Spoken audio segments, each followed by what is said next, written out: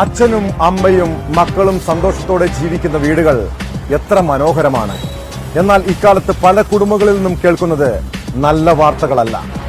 ഭാര്യ ഭർത്താക്കന്മാർ തമ്മിൽ പരസ്പരം പോരടിക്കുന്ന വീടുകൾ, ഒടുവിലത് ആത്മഹത്യയിലും കൊലപാതകത്തിലും വരെയും കലാശിക്കുന്നു. കൊച്ചിയിൽ ഭാര്യയെ ഭർത്താവ് കഴുത്തറുത്ത് കൊലപ്പെടുത്തിയ ശേഷം ജീവനൊടുക്കിയത് കുടുംബ പ്രശ്നത്തെ തുടർന്നാണ്. പറവൂർ ഡ്രീംസ് വില്ലയിൽ താമസിക്കുന്ന വിദ്യാധരനാണ് ഭാര്യ വനജയെ കൊലപ്പെടുത്തിയ ശേഷം തൂങ്ങി മരിച്ചത്.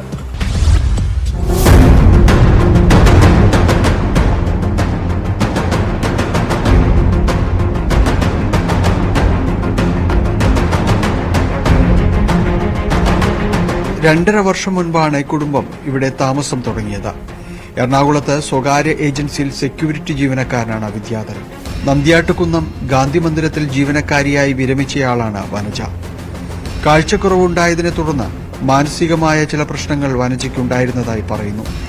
ഇതുമൂലം ചില പ്രശ്നങ്ങൾ ഇവർക്കിടയിൽ ഉണ്ടാകുകയും വഴക്കുണ്ടാകുകയും പതിവായിരുന്നുവെന്നും പരിസരവാസികൾ പറയുന്നു.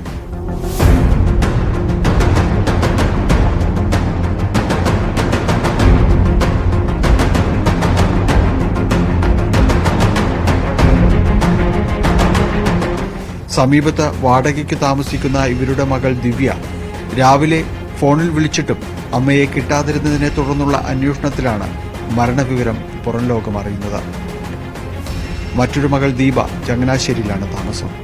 മൃതദേഹങ്ങൾ പോലീസ് നടപടികൾക്ക് ശേഷം കളമശ്ശേരി മെഡിക്കൽ കോളേജിലേക്ക് മാറ്റി.